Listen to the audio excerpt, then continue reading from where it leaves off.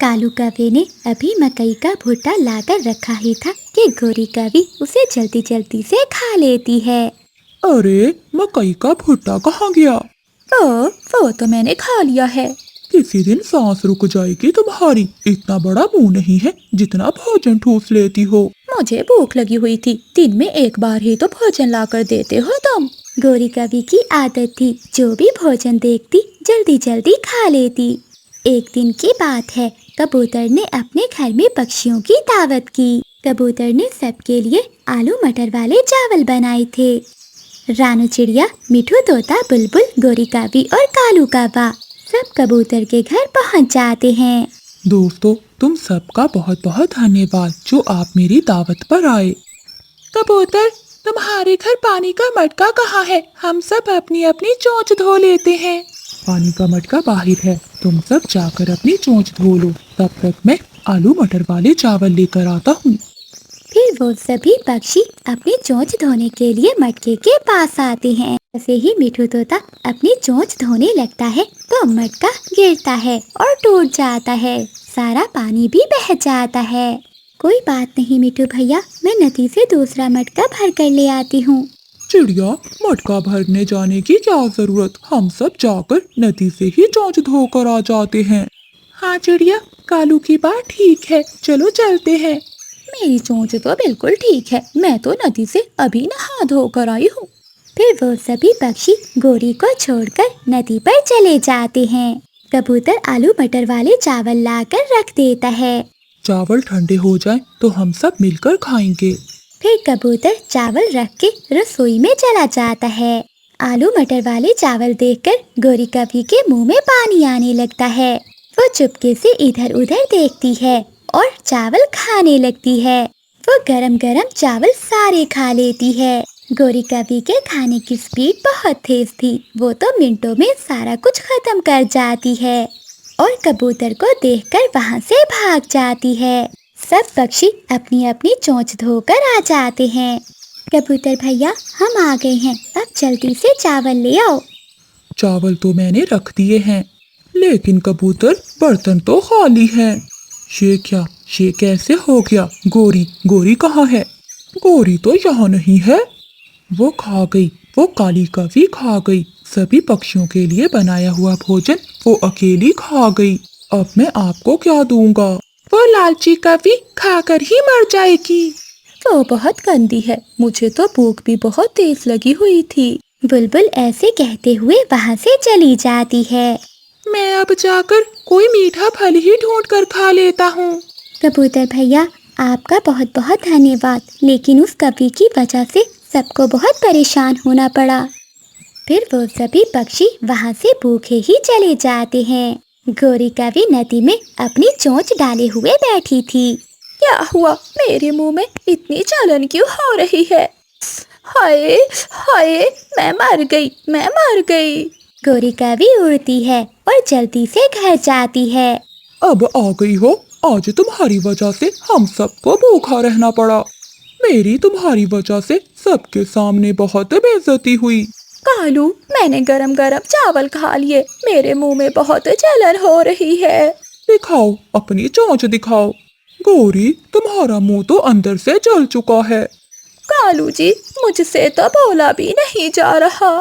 फिर कालू कौवा गोरी कौवी को बुलबुल डॉक्टर के पास लेकर जाता है और फिर बुलबुल डॉक्टर गोरी कौवी के चोंच को देखती है।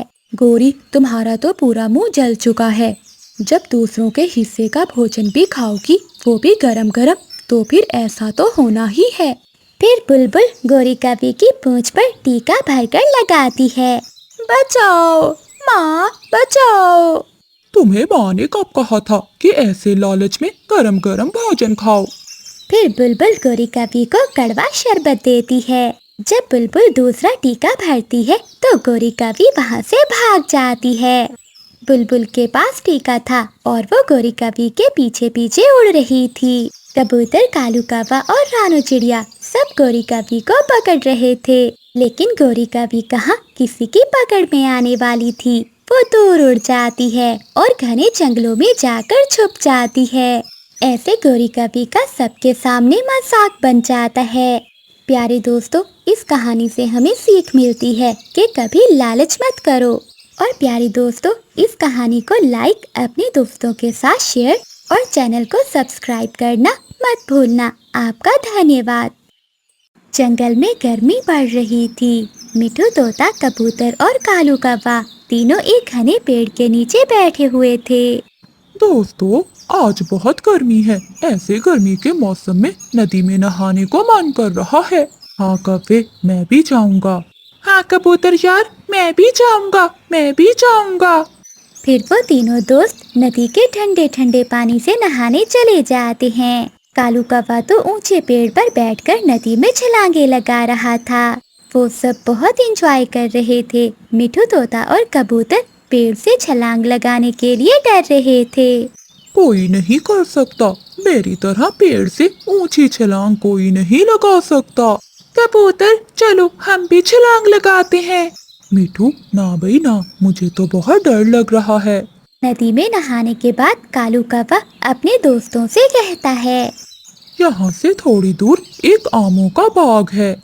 चलो हम सब वहाँ मीठे आम खाने चलते हैं। मगर कालू कौवे, वो बाग तो चील का है, वो हमें पकड़ लेगी।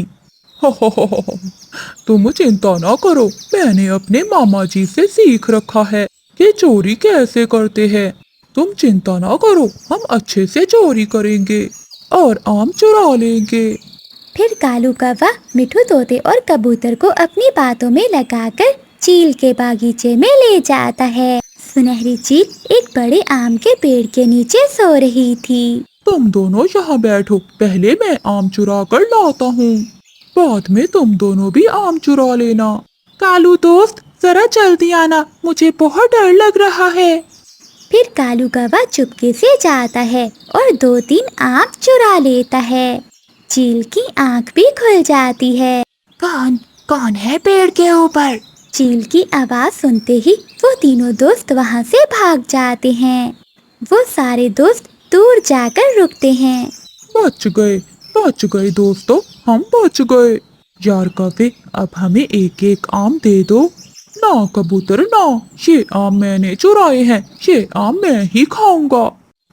एक मेरा और एक मेरी पत्नी का। फिर कालू कौवा वो आम लेकर अपने घर की ओर चला जाता है। फिर मिठू तोता और कबूतर बहुत नाराज होते हैं। वो भी अपने घर की ओर चले जाते हैं। जब वो दोनों चिड़िया के घर के पास से गुजरते हैं तो चिड़िया उन्हें आवाज देती है, मिठू और कबूतर भैया, यहाँ आए, मेरी बात सुने। रानू चिड़िया की आवाज सुनकर मिठू तोता और कबूतर चिड़िया के घर जाते हैं। मिठू भैया और कबूतर भैया, ये लो, ये आम खा लो। परंतु चिड़िया बहन, ये आम कहाँ से आए? मिठू भैया, ये आम मुझे चील दी देकर गई हैं और उन्होंने ही कहा था कि ये आम मैं अपने दोस्तों को भी दे दूं। ये सुनकर मिठू तोता और कबूतर बहुत शर्मिंदा होते हैं। चिड़िया बहन, हमें माफ कर दो, हमसे आज बहुत बड़ी गलती हो गई। हम कौवे की बातों में आकर चील के बाग से आम चोरी करने चले गए। मिठू और कबूतर, तुमने अच्छा नहीं किया। तुम तो जानते हो कि वो चील हमारे जंगल के पक्षियों की रक्षा करती है। अगर चील को पता चल जाता कि आप दोनों बाग की चोरी कर रहे हो तो हमारी कितनी बेइज्जती होती, और वो कभी फिर से हमारे जंगल के पक्षियों पर विश्वास नहीं करती। फिर मिठू तोता और कबूतर चिड़िया से वादा करते हैं कि वो दोबारा कभी चोरी नहीं करेंगे। उधर गौरिका भी चोरी का आम खाकर बहुत खुश थी। कालू जी, मुझे अब कोई चिंता नहीं है, तुम तो बहुत अच्छे चोर बन गए हो। कालू जी, अब तो हम 2-2 चोरियां करेंगे, एक तुम और एक मैं। गौरी, मिठू और कबूतर भी मेरे साथ थे, मगर वो डर कर भाग गए, लेकिन मैंने फिर भी चोरी की और कामयाब हो गया। कालू जी, ये आम बहुत स्वादिष्ट हैं, कल फिर से जाकर आम चुरा कर लाना। मैं कुछ आम अपनी माँ को भी दे आऊंगी, मेरी माँ को आम बहुत पसंद है। अपनी चोरी की तारीफें सुनकर कालू कौवा बहुत खुश होता है और अगली सुबह वो फिर से चोरी करने के लिए निकल जाता है। वो मिठू तोते और कबूतर के पास जाता है। मिठू कबूतर, चलो आज फिर से चील के बाग से आम चुराने चलते हैं। नहीं कभी, हमने चिड़िया से वादा किया है कि हम दोबारा कभी चोरी नहीं करेंगे। डर गए, मिठू और कबूतर डर गए। मैं तो चला चोरी करने। तुम दोनों यहाँ बैठकर सूखा दाना खाओ। कालू कौवा चील के बागीचे में चला जाता है। वो ढेर सारे आम तोड़ता है। वो कच्चे आम भी तोड़ता है। वो नीचे आम का ढेर लगा देता है। पीछे से चील भी आ जाती है और वो कालू कौवे को पकड़ लेती है और एक पेड़ से बांध देती है। चील दी, मुझे छोड़ दो, मुझे छोड़ दो। फिर चील एक डंडे से कालू कौवे की खूब पिटाई करती है। गोरी गोरी जल्दी जाओ, कालू पकड़ा गया है।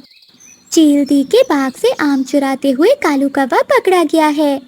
क्या? ये तुम क्या कह रही हो चिड़िया? गोरी कौवी भागती है। जब गोरी कौवी पहुंचती है तो कालू कौवे की पिटाई हो रही थी। चील दी, माफ कर दो मेरे कालू जी को। मेरे कालू जी फिर कभी चोरी नहीं करेंगे। हाँ चील दी, मुझे माफ कर दो, मैं भूल के भी यहाँ नहीं आऊँगा। फिर चील कालू कौवे को छोड़ देती है। तुम दोनों सुन लो, अगर मुझे दोबारा यहाँ दिखाई दिए तो मैं तुम दोनों को जान से मार दूंगी। फिर गोरी कौवी कालू कौवे को लेकर वहाँ से उड़ जाती है। जंगल के सारे पक्षी अपना अपना घर बनाने के लिए जंगल से सूखी लकड़ियाँ लेने जा रहे थे। कौवे भैया, आप भी हमारे साथ आ जाइए और अपने घर को मजबूत करने के लिए लकड़ियाँ ले आइए। चिड़िया, तुम जाओ, मुझे बहुत नींद आ रही है, मुझे सोने दो। कालू, अगर बारिश शुरू हो गई तो तुम्हें बहुत समस्या होगी। उनकी बातें सुनकर गोरी कौवी भी नींद से जाग जाती है। चिड़िया, क्या चू चू लगा रखी है, मुझे सोने भी नहीं देती हो तुम। चल भाग यहाँ से। फिर रानू चिड़िया वहाँ से चली जाती है। गोरी, उठ तो गया हूँ, आज मैं इंसानों की बस्ती की ओर जाता हूँ और वहाँ से कोई रोटी का टुकड़ा चुराता हूँ। कालू कौवा इंसानों की बस्ती की ओर चला जाता है। वो एक पेड़ पर बैठा हुआ था कि उसे सामने एक केले का पेड़ नजर आता है। कालू कौवा उस केले के पेड़ पर जाता है। वो मजे मजे से केले खाने लगता है। तभी कालू कौवे को ख्याल आता है। अरे, सूखी लकड़ियाँ भला मैं कहाँ से ढूंढूंगा? ये केले के पत्ते बहुत बड़े हैं, इनसे ही कुछ मुरम्मत हो जाएगी। फिर कालू कौवा पेड़ के कुछ पत्ते तोड़कर वहाँ से अपने घर की ओर चला जाता है। कालू जी, ये कौन से पत्ते हैं? गोरी, ये केले के पेड़ के बड़े पत्ते हैं, हम इससे ही अपने घर की मुरम्मत करेंगे। देखना, सब देखकर हैरान हो जाएंगे। परंतु कालू जी, क्या हम इससे तूफान में बच जाएंगे? गौरी, तुम चिंता ना करो, मैं सब कुछ देख लूंगा। फिर कालू कौवा उन पत्तों से अपने घर की मुरम्मत करने लगता है। कभी कभी पागल हो गए हो क्या? कभी इन खाली पत्तों से भी घर की मुरम्मत हुई है? तुम्हें साथ में कुछ लकड़ियाँ भी लगानी होंगी। जाओ जाओ, तुम अपना काम करो, मुझे तंग ना करो। मेरी बात मान लो, अपना घर मजबूत लकड़ियों से बनाओ, वरना ये पहली बारिश में ही टूट जाएगा। परंतु कालू कौवा मिठू की बात नहीं मानता और अपना घर बनाने लगता है। रानू चिड़िया अपनी सूखी लकड़ियाँ लेकर आ जाती है। मेरी सूखी लकड़ियाँ आ गई हैं, अब मैं इनसे अपना एक पक्का घर बना लेती हूँ। शाम होने से पहले पहले जंगल के सभी पक्षी अपने अपने लिए लकड़ियों से मजबूत घर बना लेते हैं। कालू कौवे और गोरी कौवी ने भी अपना घर केलों के पत्तों से बना लिया था। कालू जी, मुझे तो बहुत डर लग रहा है, क्या तेज बारिश में हमारा ये घर टिक पाएगा? तुम चिंता ना करो, ये घर बहुत मजबूत है। रात होते ही तेज बारिश शुरू हो जाती है। अभी बारिश को आए 5 मिनट ही नहीं गुजरे थे कि कौवों का घर टूट जाता है। मैंने कहा था ना कालू कि ये घर टिकने वाला नहीं है। तुम बहुत आलसी और निकम्मे हो। अगर तुम लकड़ियाँ ले आते तो हम भी अपना घर दूसरों की तरह मजबूत बना लेते। फिर कालू और गोरी कौवी वहाँ से उड़ते हैं। वो घने जंगल में चले जाते हैं। वहाँ एक पेड़ में खोखर थी। वो दोनों उस पेड़ की खोखर में छुप जाते हैं। थोड़ी ही देर बाद वहाँ एक चील आ जाती है। निकलो, बाहर निकलो, ये घर मेरा है। मैं कब से इस पेड़ की खोखर में रह रही हूँ। अगर तुम यहाँ से नहीं गए तो मैं तुम्हें खा जाऊंगी। नाना चील दी, हमें ना खाना, मुझे तो ये कालू मेरा पति जी यहाँ लेकर आया है। फिर कौवा और कवि वहाँ से निकलकर भाग जाते हैं। वो पूरे जंगल में घूमते हैं और फिर थक हार कर मिठू तोते के पास जाते हैं। मिठू भैया, हमें अपने घर में आ लेने दो, हम बारिश में भीग रहे हैं। और बनाओ उन पत्तों से घर। याद है जिस दिन मैंने आपसे कहा था कि अपना घर मजबूत लकड़ियों से बना लो, और तुमने मेरी बात ना मानी। अब चले जाओ यहाँ से। मेरे घर में तुम जैसे आलसी पक्षियों के लिए कोई जगह नहीं है। कालू जी, अब कहाँ जाएंगे? मेरे मामा जी हमें जरूर अपने घर में रखेंगे। फिर कालू कौवा और गोरी कवि अपने मामा जी के पास जाते हैं, परंतु कालू का मामा खिड़की से ही बोलता है। कालू भांजे, मेरा घर बहुत कमजोर है, तुम अकेले ही आ जाओ अंदर। तुम्हारी पत्नी के बोझ से मेरा घर टूट जाएगा। गौरी, क्या ख्याल है, तुम कहीं और चली जाओ और मैं अपने मामा जी के पास रुक जाता हूँ। मैं तेरी चटनी बना दूंगी मार मार कर, बेशरम पति। मुझे अकेले छोड़कर जाओ तो सही, एक दफा मामा जी के घर चल मेरे साथ। फिर गोरी कवि कालू कवि को चिड़िया के घर ले जाती है।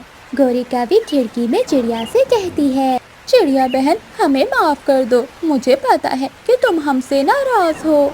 चिड़िया बहन, मेरा बनाया हुआ पत्तों का घर तो मिनटों में ही टूट गया। मैंने तो आप दोनों से पहले ही कहा था कि मेरे साथ आओ और लकड़ियाँ ले आओ। अब मजा आया ना बारिश में भीगने का। फिर रानू चिड़िया कौवा और कवि को अपने घर में आने देती है। चिड़िया, मैं समझा कि मेरा पत्तों का घर देखकर सब हैरान हो जाएंगे, परंतु वो तो बारिश होते ही टूट गया।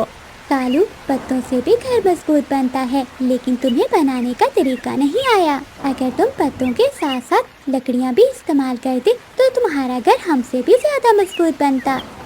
कालू जी, अब चुप कर कर बैठ जाओ, बड़ा आया पत्तों से घर बनाने वाला। फिर रानू चिड़िया हंसने लग जाती है। वो कौवों को दाना देती है। रानू चिड़िया और मिठू तोता गोरी कवि के पास जाते हैं। गोरी, चलो दाना लेने चलते हैं। मैं तुम्हारे साथ दाना लेने नहीं जाऊंगी, तुम दोनों जाओ। गोरी बहन, अगर हम एक साथ जाएंगे तो हम सब सुरक्षित रहेंगे और हमें कोई डर नहीं होगा। तुम जाओ, मैं अकेले ही भोजन लेने जाऊंगी।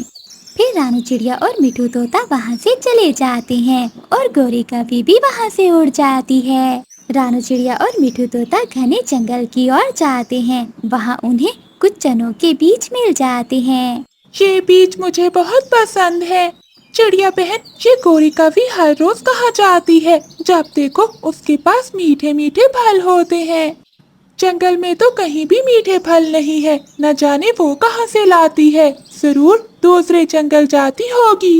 हाँ मिठू भैया, लेकिन वो हमें कौन सा बताएगी?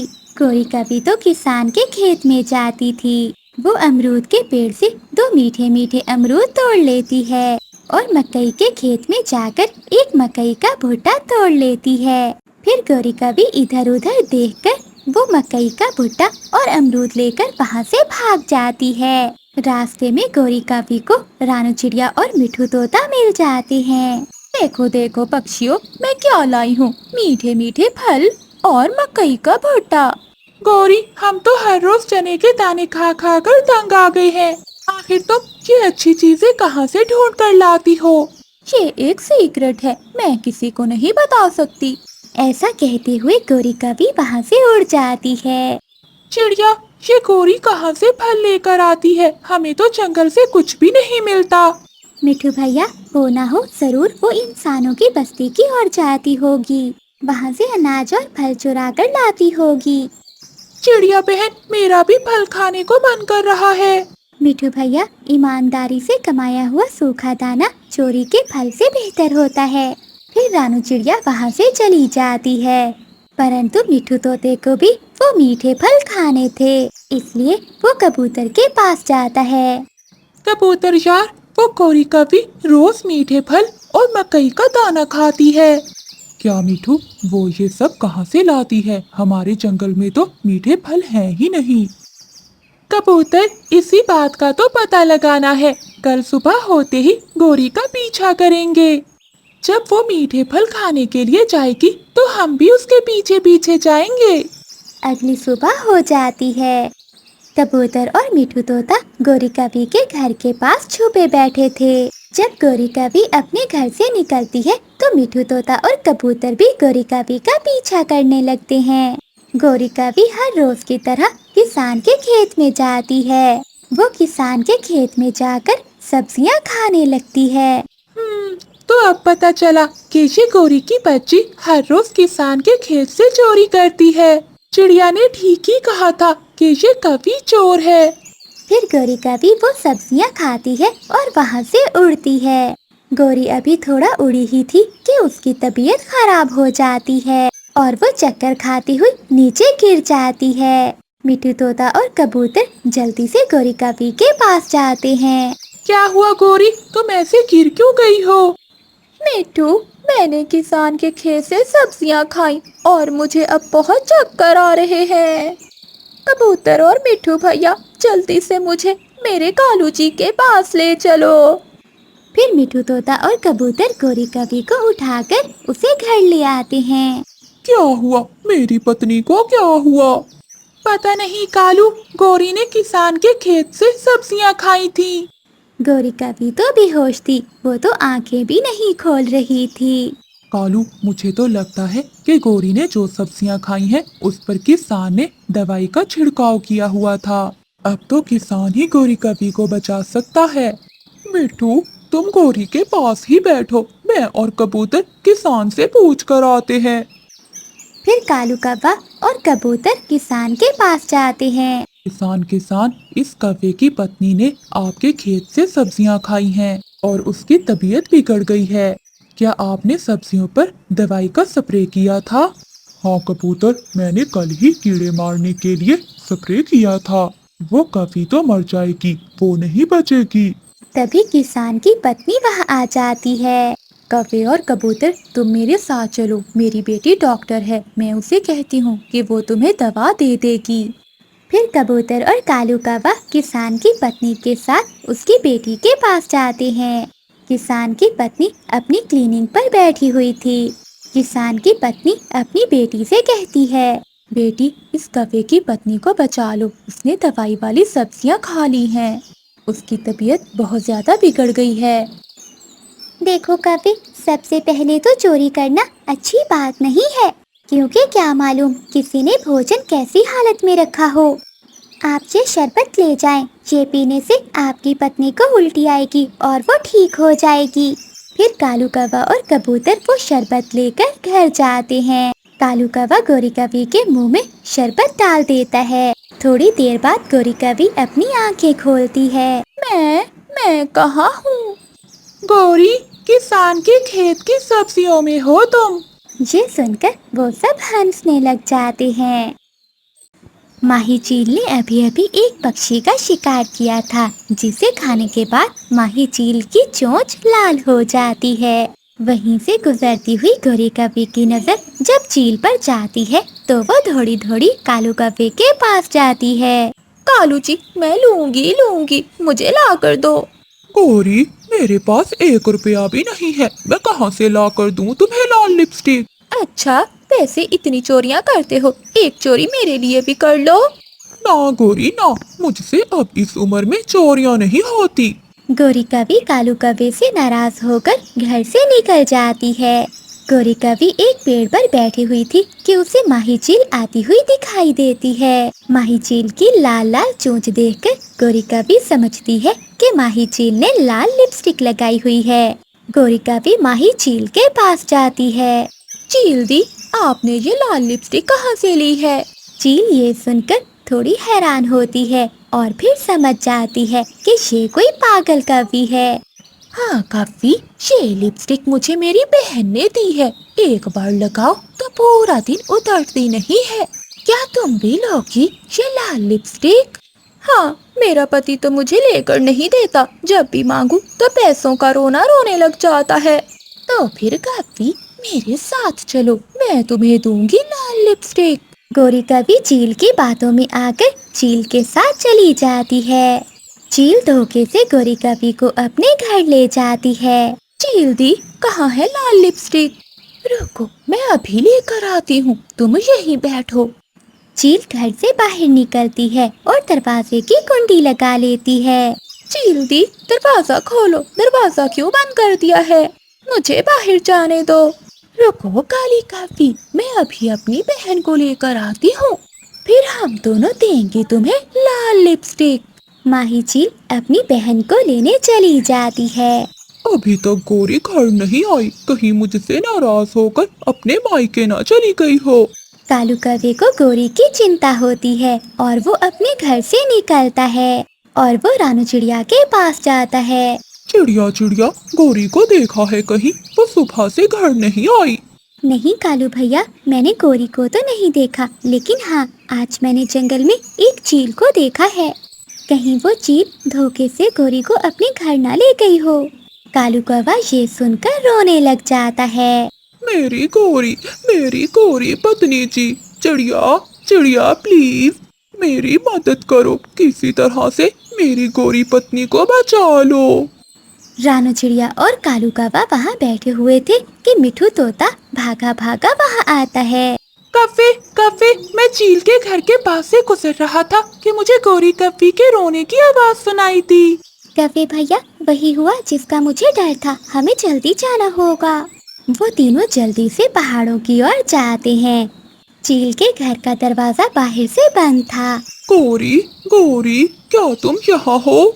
कालू कालू मेरे पति जी, मुझे बचा लो, मैं यहाँ ही हूँ। चील मुझे लिपस्टिक का लालच देकर यहाँ ले आई थी, वो अपनी बहन को बुलाने गई है। दोनों बहनें मिलकर मुझे खाना चाहती है। दीदी जल्दी चलो, मैंने शिकार पकड़ लिया है। छोटी, कोई बड़ा पक्षी है या छोटा? दीदी, काली काफी है, काली काफी।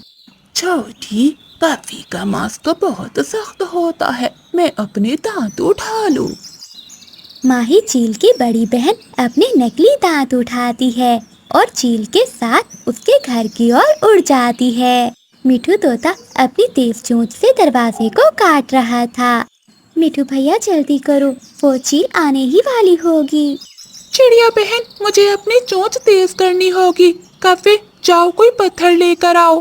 कालू कौवा जल्दी से उड़ता है और पहाड़ों से एक पत्थर ले आता है। मिठू तोता अपनी चोंच पत्थर पर रगड़ रगड़ कर तेज करता है और दोबारा दरवाजे को काटने लगता है। कालू जी जल्दी करो, मुझे बहुत डर लग रहा है। मिठू तोता थोड़ी ही देर में दरवाजा काट देता है और गोरी कभी भूल से बाहर आ जाती है। फिर वो सब वहाँ से भाग जाते हैं। जब चील और उसकी बड़ी बहन वहाँ आती है तो वहाँ कोई भी नहीं था। अरे छोटी, यहाँ तो कोई भी नहीं है। दीदी, दरवाजा टूटा हुआ है, लगता है उस कवि के साथ ही उसे बचा कर ले गए हैं। छोटी, जिसके दोस्त अच्छे हो वो भला कहाँ मुश्किल में रह सकता है, क्योंकि सच्चे दोस्त ही मुसीबत में काम आते हैं। अब तो हमें भूखा ही सोना पड़ेगा। कालू जी, चिड़िया और मिठू, तुम सबका बहुत बहुत धन्यवाद, वरना वो चील बहनें अभी तक मुझे खा गई होती। गोरी, वो तो अच्छा हुआ कि मिठू था जिसने दरवाजे को काट कर तुम्हें बाहर निकाला। गोरी, दोबारा चील से लाल लिपस्टिक लेने मत जाना, वरना जान से जाओगी। कालू जी, अब तो मैं कभी भी लाल लिपस्टिक नहीं मांगूंगी। गोरी कवि को साड़ी लेने का बहुत शौक था। कई दिनों पैसे जमा करने के बाद गोरी कवि बाजार जाती है। तभी गोरी को रास्ते में रानू चिड़िया मिलती है। वो चिड़िया से कहती है, चिड़िया, आज मैं साड़ी लेने जा रही हूँ, शाम को देखने आ जाना, मैं पहन कर दिखाऊंगी तुम्हें। गोरी, लाल रंग में लेना, काले रंग पर लाल रंग बहुत सुंदर लगेगा। गोरी कवि थोड़ा आगे बढ़ती है। हरियाली, रुको रुको, मेरी बात सुनो। गोरी, मैं दाना लेने जा रही हूँ, जरा जल्दी बताओ क्या बात है। मैं बाजार जा रही हूँ, आज मैं अपने लिए लाल रंग की साड़ी लेने जा रही हूँ। नहीं नहीं गोरी, तू काली है, तुझ पे लाल रंग नहीं बल्कि हरा रंग बहुत जचेगा। मेरी मानो तो तुम लाल रंग की साड़ी लेने की बजाय हरे रंग की साड़ी लेना। गौरी कवि आगे बढ़ती है और वो जाते जाते सभी को बताती जाती है। आखिर वो बाजार में एक कपड़े की दुकान पर पहुंची जाती है। भाई साहब, ये ले पैसे और मुझे वो सामने वाली सुंदर लाल रंग की साड़ी दे दो। हो, ये साड़ी तो 500 में है, 300 में कोई नहीं देगा। ये साड़ी तुम्हें नहीं मिल सकती। ये सुनकर गौरी कवि नाराज हो जाती है। चाचा जी, 300 में दे दो ना। हम जैसे कुछ पक्षी गरीब भी तो होते हैं ना। नहीं नहीं, मैं पूरे 500 में ही दूंगा। आया बड़ा, 500 ही लूंगा। चल रख अपनी साड़ी अपने पास। फिर गौरी कवि दूसरी दुकान पर जाती है, मगर वहाँ भी बात नहीं बनती।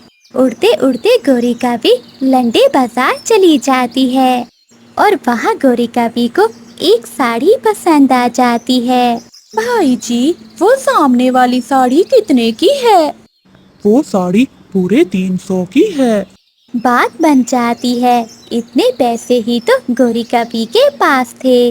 गौरी कवि पूरे 300 में वो साड़ी लंडे बाजार से खरीद लेती है। वो बहुत खुशी खुशी घर आती है। गौरी कवि का पति कालू कौवा दूसरे जंगल में गया हुआ था। जब गौरी कवि साड़ी खोलकर देखती है तो उसमें एक बहुत बड़ा सुराख था। हाय रे मेरी किस्मत, सच ही कहते हैं कि लंडे बाजार से ली हुई चीजें बेकार ही होती हैं। अब मैं क्या करूं? फिर गौरी कवि वो साड़ी लेकर चील दी के पास जाती है। चील दी, मेरी नई साड़ी को चूहे ने काट लिया है। इसे जल्दी से रफू कर दें। गौरी, ये साड़ी तो मैंने कल ही लंडे बाजार में पड़ी हुई देखी थी। हाँ चील दी, लंडे बाजार से ही खरीदी है। बस आप इसे जल्दी से रफू कर दें। फिर गौरी कवि साड़ी को रफू करवाकर अपने घर आती है। घर आकर गौरी कवि वो साड़ी पहनती है, लेकिन वो साड़ी तो इतनी बड़ी थी कि गौरी कवि तो साड़ी उसमें छुप जाती है। कालू, ओए कालू, देखो कैसी लग रही हूँ मैं। हो, गौरी, चुड़ैल चुड़ैल, जैसे कोई चुड़ैल हो। चल गए ना। ये साड़ी तुम्हारी बहुत बड़ी है, जाओ अपनी साइज की लो। कालू जी, लंडे बाजार से ली है और लंडे बाजार में साइज और फिटिंग नहीं देखी जाती। ये साड़ी जैसी भी हो मुझे तो बहुत पसंद है। दूसरे दिन गौरी कवि रानो चिड़िया के पास जाती है। चिड़िया बहन, जल्दी से मेरे घर आ जाओ, मैं तुम्हें अपनी साड़ी पहनकर दिखाती हूँ। ठीक है गौरी, मैं रात को आऊंगी। फिर गौरी कवि हरियाली तोती और लूसी कबूतरी के पास जाती है। लूसी और हरियाली, रात को मेरे घर जरूर आना। मैं अपनी नई साड़ी लेकर आई हूँ, मैं तुम्हें वो पहनकर दिखाऊंगी। गौरी, किस रंग की ली है साड़ी? खुद आकर देख लेना, बहुत सुंदर है। कालू को तो साड़ी इतनी पसंद आई कि मुझसे कह रहा था कि मैं साड़ी पहनकर ही बाहर जाऊं, मगर मैंने कहा कि मेरी सुंदर सी साड़ी खराब हो जाएगी। रात हो जाती है। रानो चिड़िया, हरियाली तोती और लूसी कबूतरी तीनों गौरी कवि के घर पहुंच जाती हैं। गौरी, अब आ भी जाओ, हम कब से तुम्हारा इंतजार कर रही हैं। थोड़ी देर बाद गौरी कवि अपनी साड़ी पहनकर बाहर आती है। गौरी, ये साड़ी तो किसी बड़े पक्षी की है। हाँ गौरी, ये तुम्हारे पहनी हुई साड़ी जरा भी नहीं जच रही। हाँ गौरी, मुझे लगता है कि तुमने ये साड़ी लंडे बाजार से ली होगी। नहीं चिड़िया, मेरी ये साड़ी बहुत महंगी है। देखो, मैं कुर्सी पर खड़ी होकर दिखाती हूँ। फिर गौरी कवि कुर्सी पर खड़ी होती है। गौरी को पता ही नहीं चलता कि खिड़की में पड़े हुए दिए से गौरी की साड़ी को आग लग जाती है। आग आग, गौरी, साड़ी को आग लग गई है। बचाओ बचाओ, कोई मुझे बचाओ। बहुत मुश्किल से वो सब मिलकर गौरी की साड़ी की आग को बुझाते हैं। साड़ी तो बहुत अच्छी थी, परंतु थोड़ी बड़ी थी। गौरी, अब आधी जल गई है, अब पहन कर देखो। फिर वो सब हंसने लगते हैं। गौरी कवि और कालू कौवा रात के अंधेरे में चिड़िया के घर में घुस जाते हैं। गौरी कवि चिड़िया की अलमारी से पैसों की थैली बाहर निकालती है। फिर वो दोनों पति पत्नी वहाँ से भाग जाते हैं। अगली सुबह हो जाती है। जब रानू चिड़िया अपनी अलमारी खुली हुई देखती है तो डर जाती है। ये अलमारी किसने खोली होगी? मुझे याद है, मैंने अच्छे से अलमारी को बंद किया था।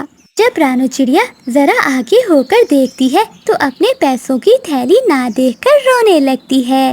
गुड़िया, गुड़िया बेटी, कोई चोर हमारी उम्र भर की मेहनत चुरा कर ले गया। हम लूट गए, हम बर्बाद हो गए।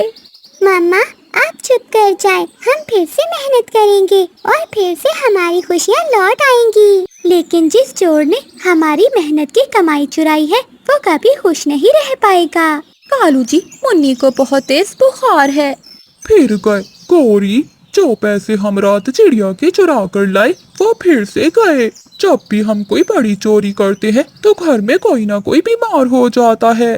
मम्मा पापा, मुझे डॉक्टर के पास ले जाएं। फिर कालू कौवा अपनी बेटी मुन्नी को उठाता है और बुलबुल डॉक्टर के हॉस्पिटल में ले जाता है। बुलबुल मुन्नी का चेकअप करती है और उसे दवा देती है। कालू कौवे के पास जितने भी पैसे थे वो सारे मुन्नी कौवे पर लग जाते हैं।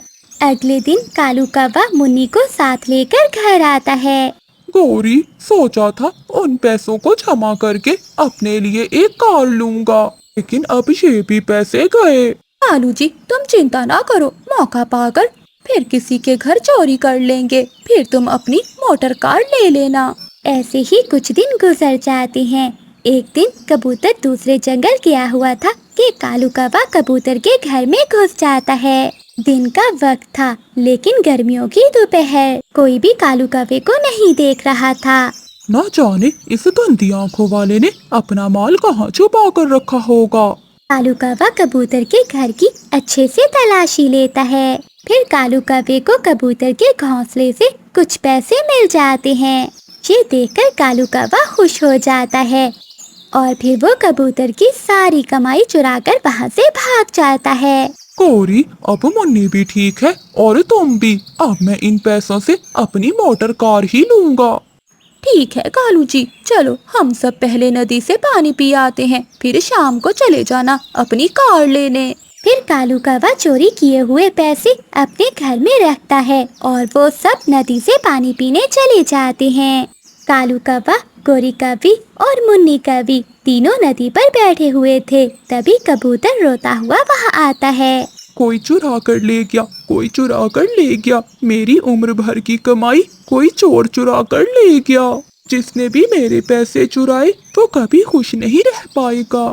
कबूतर यार, चुप कर जाओ, हो सकता है तुम भूल रहे हो सकता है किसी ने तुम्हारे पैसे चुराए ही ना हो। कालू, मैंने खुद अपने घोंसले के नीचे पैसे छुपाए थे। शाम को जब कौवे अपने घर वापस जाते हैं तो वो अपने घर को टूटा हुआ देखकर हैरान थे। कालू, ये सब कैसे हुआ? अभी तो हम अपने घर को अच्छा भला छोड़ कर गए थे। तभी रानू चिड़िया वहाँ आती है। कव्वो, मैं यहाँ से गुजर रही थी कि हवा के झोंके से पेड़ हिला, जिससे आपका घर भी नीचे गिर गया। कालू कौवा तो चुप था, वो तो बस रोए ही जा रहा था। फिर रानू चिड़िया वहाँ से चली जाती है। ये तो होना ही था गौरी, मेरी चोरी की कमाई कभी मेरे पास नहीं रही। गौरी, हम आज के बाद कभी भी चोरी नहीं करेंगे। मैं मेहनत से काम करूँगा और फिर अपनी मेहनत करके ही अपनी कार खरीदूंगा। हाँ कालू जी, हराम की कमाई जितनी भी हो, जैसे आती है वैसे ही जाती है। फिर कालू कौवा चील के खेत में खेती बाड़ी का काम शुरू कर देता है। कालू कौवा मेहनत से काम करता है। वो सारा दिन खेत में काम करता है और शाम को थका हारा अपने घर जाकर सो जाता है। 2 महीने बाद कालू कौवे की फसल पककर तैयार हो जाती है। कालू कौवा वो फसल बेचकर रानू चिड़िया के पास जाता है। चिड़िया बहन, मुझे माफ कर देना, ये लो अपने पैसे। पैसे? कौन से पैसे कालू भैया? चिड़िया बहन, मैंने आपकी अलमारी से जो पैसे चुराए थे वो मेरी बेटी मुन्नी के इलाज पर लग गए। मैं आपको वो पैसे लौटाने आया हूँ। कालू भैया, मुझे बहुत खुशी है कि आपने चोरियां छोड़कर मेहनत और ईमानदारी का रास्ता अपनाया है। फिर कालू कौवा कबूतर के चुराए हुए पैसे भी लौटा देता है। फिर कुछ ही दिनों में वो अपनी मेहनत से एक कार खरीद लेता है। कालू कौवा अपनी पत्नी गोरी और अपनी बेटी मुन्नी को कार पर सैर करवा रहा था। कालू जी, सच ही है कि जो सुकून मेहनत की कमाई में है वो चोरी की कमाई में नहीं है। ऐसे कालू कौवा खुद को बदल लेता है। वो एक मेहनती, सच्चा और अच्छा पक्षी बन जाता है।